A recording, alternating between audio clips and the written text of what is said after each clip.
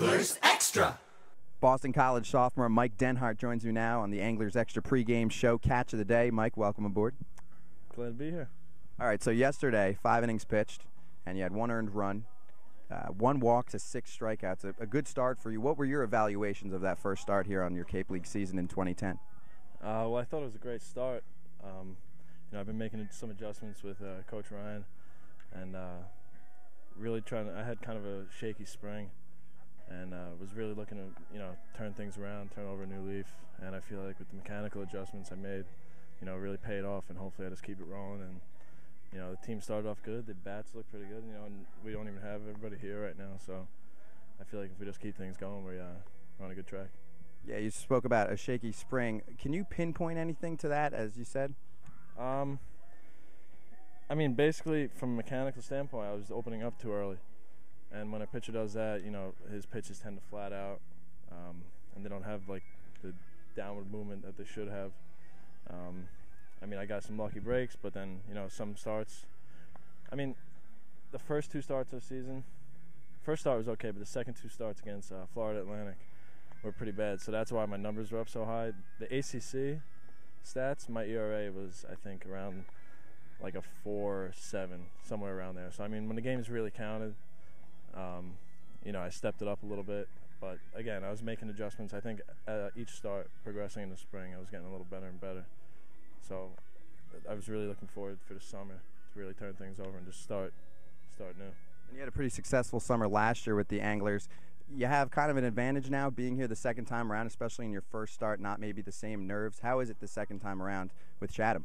Oh, it's great. I know what to expect. Last year as a freshman, especially coming in, not really knowing, who's on the team.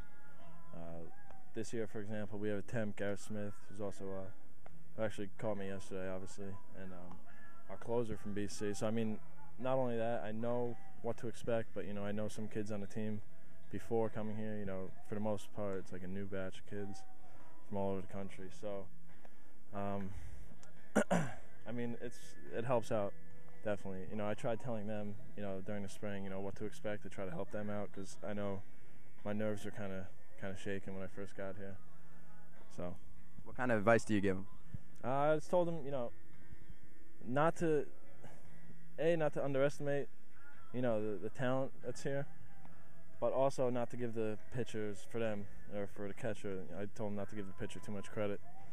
Just do what he's been doing in the spring. Obviously, it's hard for the hitters to adjust to the wood bat, but for the pitchers, we kind of have the advantage right now, especially in the beginning of the summer, because they're still adjusting. They haven't seen live pitching. Some of these guys haven't seen live pitching in like 2 or 3 weeks.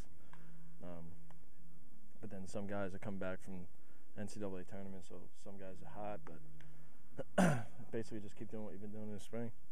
But now's the time to make some real adjustments.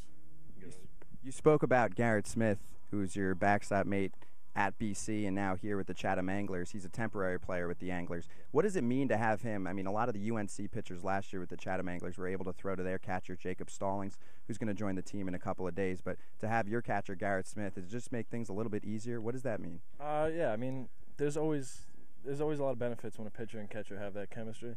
That they know how to call certain pitches. As a pitcher, you don't really get affected by who's behind the dish, but if anything, it could just help you when you know who's behind you, when you're kind of on the same page.